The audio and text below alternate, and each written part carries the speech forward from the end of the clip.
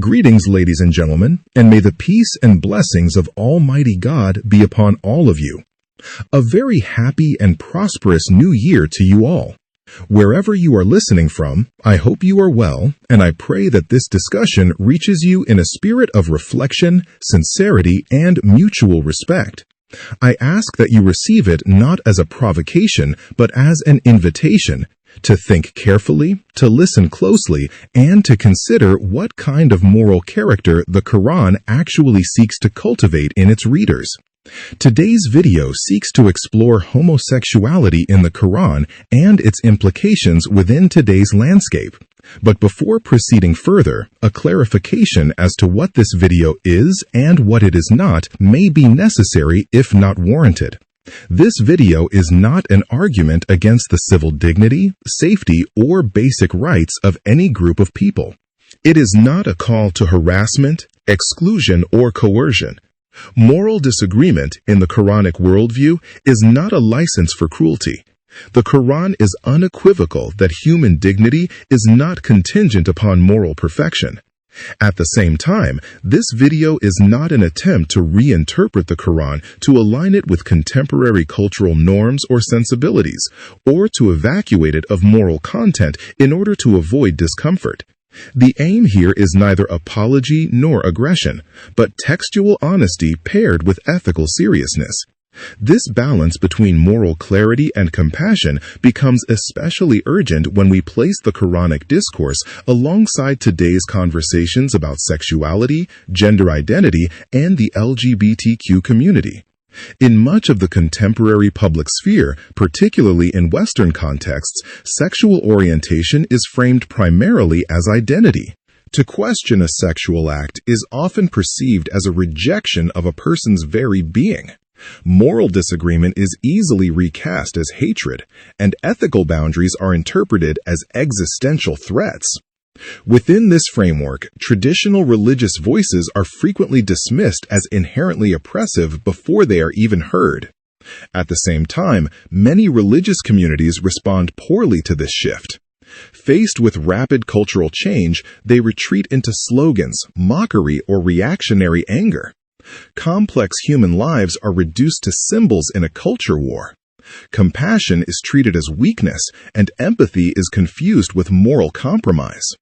The Qur'an, however, operates within an entirely different moral grammar, one that modern discourse often struggles to recognize. It does not define human beings by their sexual desires, nor does it deny that desires exist. Instead, it consistently distinguishes between inclination and action, between internal struggle and outward normalization of conduct. Moral responsibility in the Quranic worldview attaches to what one does, not to the mere fact of temptation or inner inclination.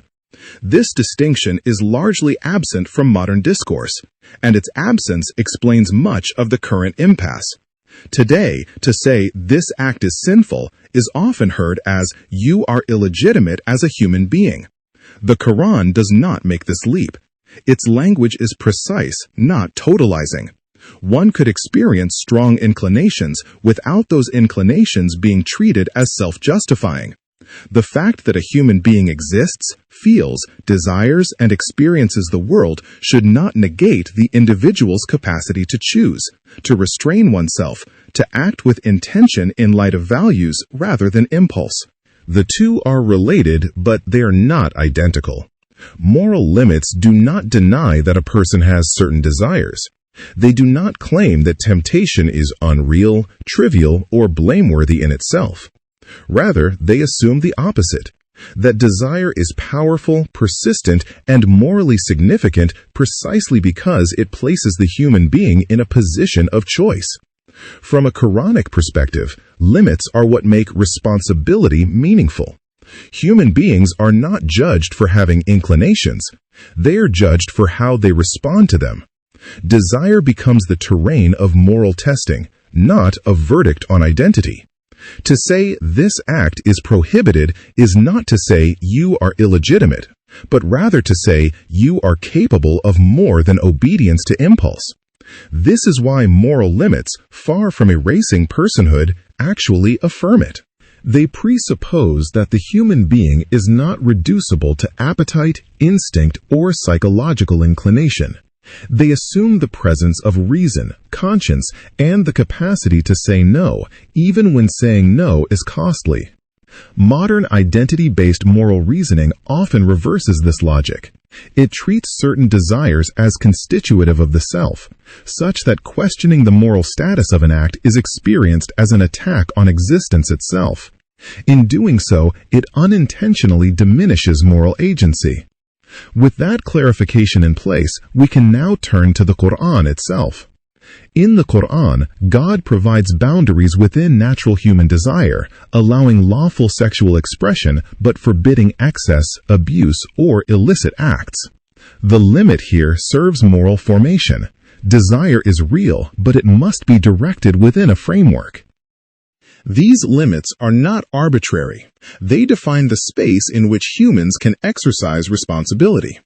Overstepping these bounds violates not just law, but moral agency itself. An example of this is verse 32 of chapter 17, in which we read, "Do not come near adultery, as it verily happens to be a shameful indecency and an evil way." This is a clear boundary on sexual behavior. The verse emphasizes proximity, not inclination. Human desire is acknowledged, but acting on it without restraint violates moral agency. This aligns exactly with the earlier discussion.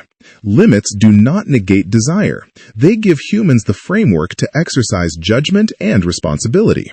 In the Quran, homosexuality is thusly presented as among those desires which, when acted upon, violates God's principles. This prohibition is not framed as a denial of the feelings themselves. Desire in itself does not determine moral status. The Quran's repeated emphasis is on the action, i.e., approaching men with sexual intent when other lawful outlets exist. An objection to this may be, how would they seek other means for sexual gratification when they do not have sexual attraction towards those means? In other words, if one is not sexually attracted to women, why would one be expected to sexually gratify oneself with a woman? The assumption behind this objection is that sexual attraction is necessary for sexual gratification. Empirically and socially, it is simply false to claim that sexual activity only occurs where sexual attraction exists. Many people engage in sexual activity for release, power, stress relief, boredom, coercion, or convenience, not attraction. Prostitution, casual encounters, infidelity, and exploitative relationships frequently occur without genuine attraction. In single-sex environments, most notably prisons, men sometimes engage in consensual same-sex acts, despite not identifying as homosexual or feeling enduring attraction to men, purely for physical gratification. This matters, however, unpalatable it may sound, because it shows that sexual behavior can be driven by desire for gratification rather than attraction to a particular person or category of people. In short, the Quran treats sexual desire as a force to be governed, not a verdict to be obeyed. Whether gratification is pursued with attraction, without attraction, or even against attraction is morally irrelevant. What matters is whether the act respects or violates God's limits. This point shows that moral limits cannot be based on attraction, because attraction is neither necessary nor sufficient for sexual behavior. And it clarifies why the Quran judges the acts rather than identities centuries before identity-based sexuality even existed. And lastly, it explains why the prohibition remains meaningful even in modern contexts, where sexual behavior is increasingly disconnected from long-term bonding or reproductive purpose. This is exactly the function of limits. They distinguish impulse from intentional choice. Without the prohibition, moral evaluation would be impossible. Any act could be justified as inevitable or natural.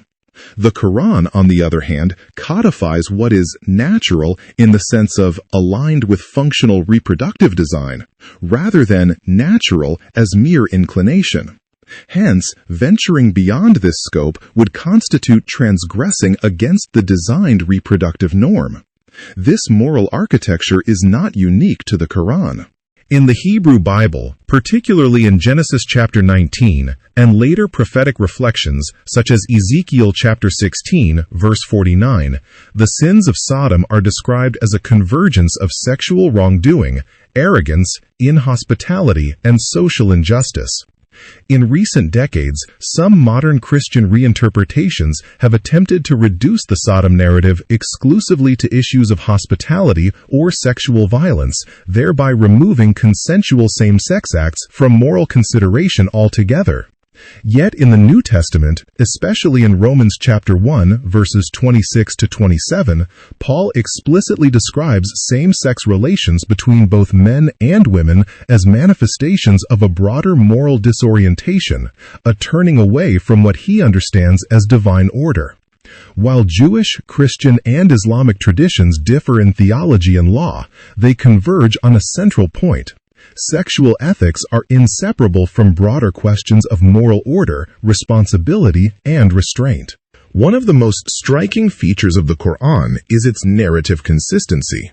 On certain moral questions, the text speaks repeatedly, across different chapters, in different styles, yet with a stable core message.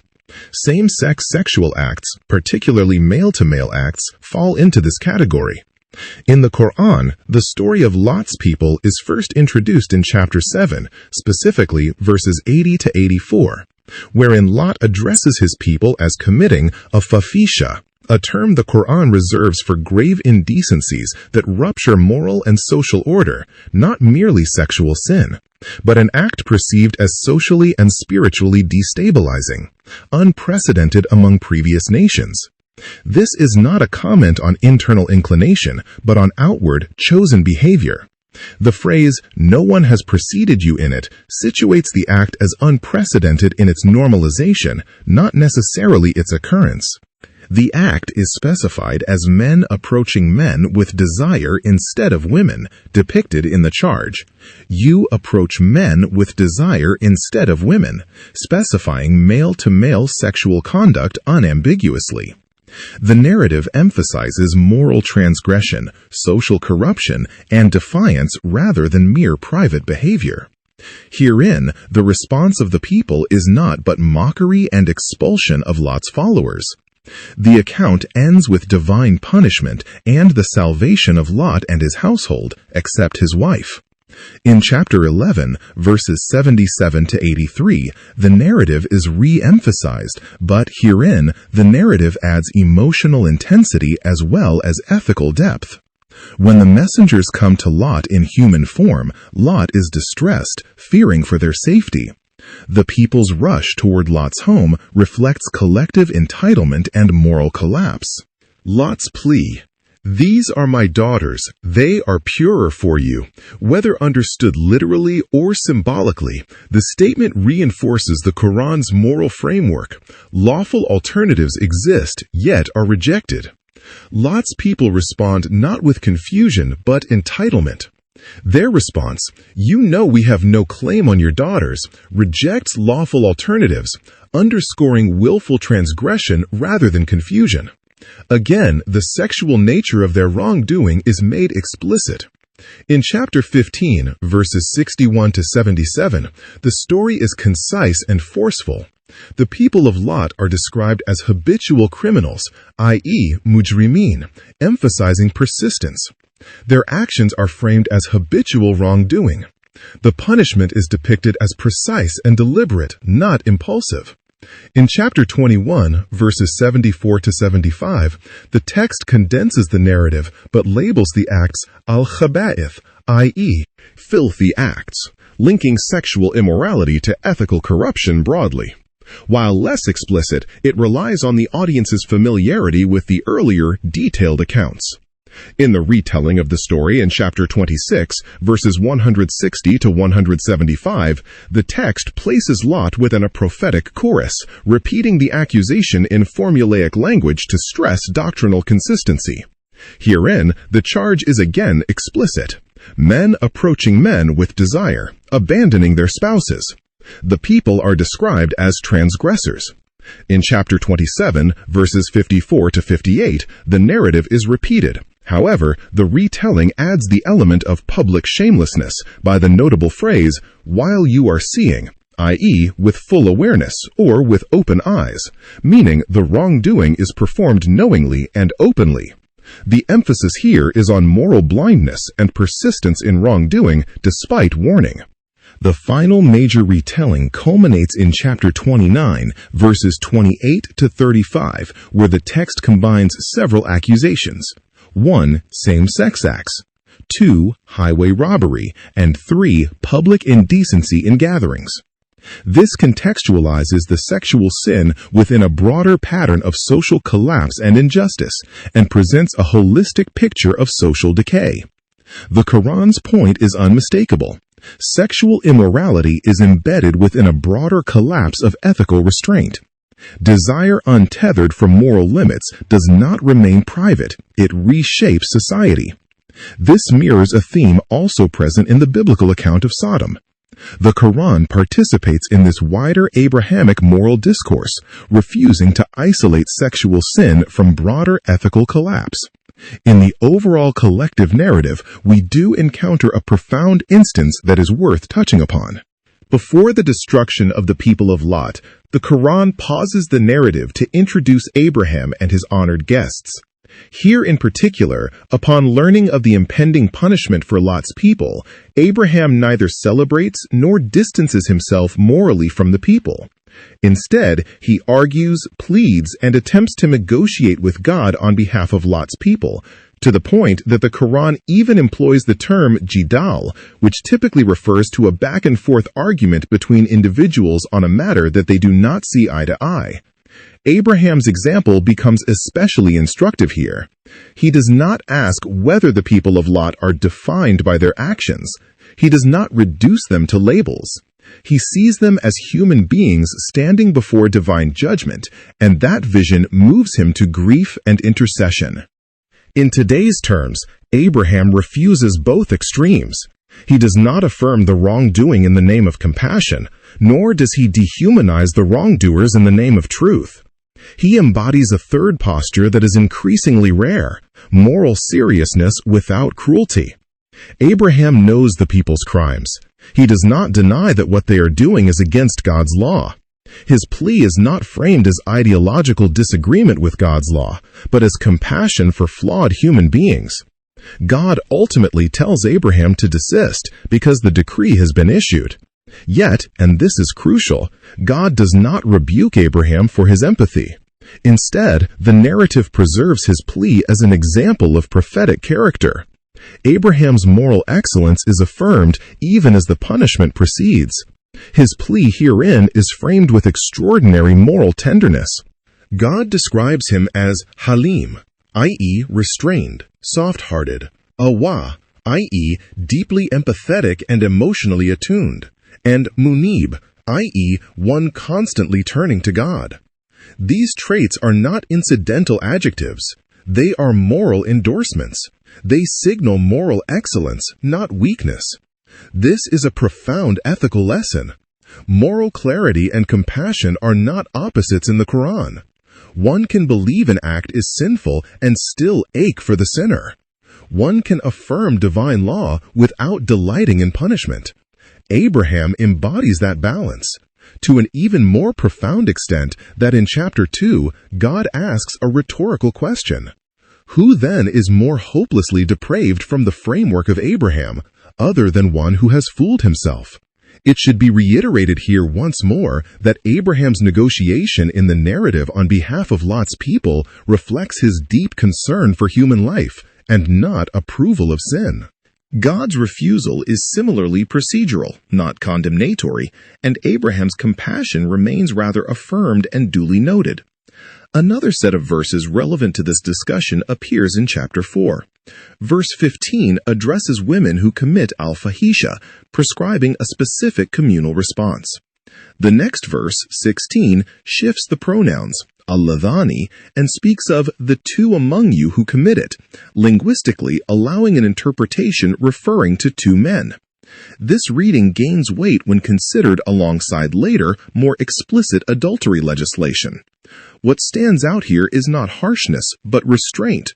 The response emphasized is admonition and reform, revealing a Quranic moral pedagogy that seeks transformation before punishment, a lesson often forgotten in modern discourse. Some classical and modern interpreters argue that these verses address adultery broadly. Others note the linguistic distinction. Women are specified first, and then a masculine dual form appears, which can naturally be read as referring to two men. On this reading, the verses appear to address same-sex acts separately from heterosexual adultery, which is legislated elsewhere with different punishments. The Quran is consistent and unambiguous in its moral evaluation of male-to-male sexual acts, repeatedly describing them as a grave indecency and a transgression of divine limits. On this point, the text leaves little room for doubt. At the same time, the Quran places alongside this moral clarity a powerful model of human character: Abraham. His kindness, restraint, and aching concern for people he knows are in the wrong do not diminish his righteousness. On the contrary, God elevates him for these very traits. This is where many contemporary reactions fall short. Too often, the moment homosexuality is mentioned, empathy disappears. Harshness replaces humility. Moral certainty becomes moral arrogance. Yet the Quran's own narrative refuses this posture. I am convinced, based on the Quranic text, that engaging in same-sex sexual acts, particularly male-to-male sexual acts, is an indecency according to Quranic principles. I am equally convinced that responding to this reality without Abraham's gentleness, patience, and compassion is a betrayal of the very scripture being invoked. If the Quran teaches anything through Abraham's example, it is that righteousness is not measured only by what one condemns, but by how deeply one cares for flawed human beings while remaining faithful to God. This has profound implications for how Muslims and religious believers more broadly engage conversations about LGBTQ identities today. Much of contemporary activism demands not merely tolerance, but moral affirmation. To refrain from condemnation is no longer sufficient. One must positively endorse and celebrate. Within such a framework, religious moral restraint is recast as psychological harm, and dissent is pathologized. The Quran does not accept this premise. In the Quran, boundaries as stated are not meant to erase the self. Rather, they make ethical choice possible in the first place. A being without limits is not morally free, but morally incoherent, because there is no meaningful distinction between impulse and responsibility. The Quranic view assumes that to be human is to stand before God as a choosing subject, capable of restraint, reflection, and accountability. Desire, no matter how deeply felt, is therefore not treated as destiny. Without limits, there can be no virtue. Without the possibility of saying no, obedience, patience, and moral growth lose their meaning. That being said, upholding Quranic moral boundaries does and should not require hostility, mockery, or political aggression. Nor does compassion require surrendering ethical convictions. The Quranic model insists on something far more demanding: intellectual honesty, moral restraint, and emotional maturity. Thank you very much for listening. Peace and blessings be upon you all, and may the favor of God continue to forever be in your favor.